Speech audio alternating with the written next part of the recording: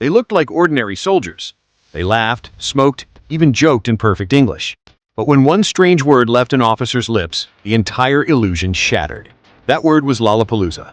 It wasn't a code or a bullet. It was a test. And it exposed spies who thought they could hide behind flawless accents. This is the untold story of how one word, one moment, became legend in the shadow war of World War II. After Pearl Harbor, the Pacific was a place of fear and confusion. American troops were spread across jungles and islands they could barely pronounce. Facing an enemy that seemed everywhere and nowhere, rumors started to swirl. Japanese infiltrators were disguising themselves as American soldiers, sneaking past checkpoints, gathering intelligence. Some even spoke English fluently, men who had studied in California or Hawaii before the war. They could mimic the words perfectly, but could they mimic what it meant to be American? That question kept guards awake at night. Out there, in the humid dark, uniforms meant nothing. Anyone could wear one.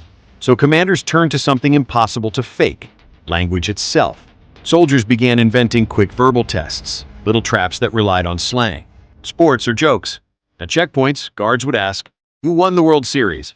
Or, "What's Mickey Mouse's girlfriend's name?" The idea was simple. An enemy could memorize vocabulary but not culture. Somewhere along the way, one word became famous: Lollapalooza. It was old American slang for something extraordinary, something over the top. To a native speaker, it was easy. To a Japanese infiltrator, it was a nightmare of tangled L's and R's. The story goes that a suspicious guard once used it at a Pacific checkpoint. He asked a group of soldiers to repeat it. Most said it easily. One hesitated. The pause was enough. He wasn't who he claimed to be. No official report confirms that moment. Yet soldiers told and retold it until it became legend. The Lollapalooza test was never really about pronunciation. It was about belonging, about knowing things that no textbook could teach. While that story spread, the real war of intelligence raged quietly behind the scenes. Japanese agents had already proven how dangerous infiltration could be. In Hawaii, Naval Intelligence Officer Takeo Yoshikawa posed as a diplomat, sending detailed reports on ship movements in Pearl Harbor. His information helped plan the attack that drew America into the war. The Allies learned quickly. They built counterintelligence programs across the world. In Europe, they trained linguists and cultural experts, the Ritchie boys, refugees from Nazi Germany, who could slip between languages with ease. In the Pacific, Japanese-American soldiers joined the Military Intelligence Service, the MIS. They translated documents, intercepted messages, and interrogated prisoners. Many had family members in internment camps back home, yet they fought for the country that doubted them. They understood what no magic word could reveal. They listened for dialect, emotion, hesitation. They could tell if a prisoner came from Tokyo or Osaka, if his military terms matched his rank, if his respect phrases sounded authentic. To them, identity wasn't about saying a word correctly. It was about living a language. Meanwhile, checkpoint tests became part of military folklore. Every army needed small ways to feel safe in chaos. A sentry could challenge a stranger with a phrase, a baseball question, even a bit of slang. These weren't foolproof systems. They were gestures of control in an uncontrollable war. By late 1944, the Allies had refined language into a weapon. American linguists decoded Japanese messages that revealed troop movements, saving thousands of lives. Interrogators extracted vital intelligence from captured soldiers using patience and empathy instead of violence. The battle for information was invisible, but decisive. And still, soldiers whispered about Lollapalooza. Maybe it happened, maybe it didn't. But the word itself became a symbol of cleverness, of vigilance, of how something as small as a syllable could decide life or death.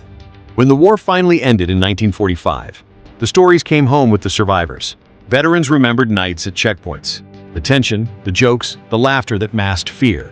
They remembered that sometimes victory didn't come from firepower, but from thinking faster than the enemy. For the Japanese-American translators, the legacy was bittersweet. They had shortened the war by breaking codes and persuading enemies to surrender. Yet many returned to families still imprisoned behind barbed wire. In time, their work was recognized, and historians called the MIS the silent heroes of the Pacific. As decades passed, the Lollapalooza tale faded into legend, a word that symbolized a much larger truth. Wars aren't only fought with guns. They're fought with understanding, with knowledge, with the ability to see through disguise. Language can be a wall or a bridge. In World War II, it was both. Even now, military intelligence officers study those lessons. They learn that fluency isn't authenticity, that culture, tone, and instinct reveal what grammar hides. and they still tell the story of a word that once stopped a spy coal. A word that reminded soldiers to trust their instincts. Lollapalooza. Funny, awkward, unforgettable. It may never have been written in an official report, but it speaks to something real, the human need to separate truth from imitation. Friend from foe. The Second World War was filled with battles history remembers. Midway, Normandy, Stalingrad.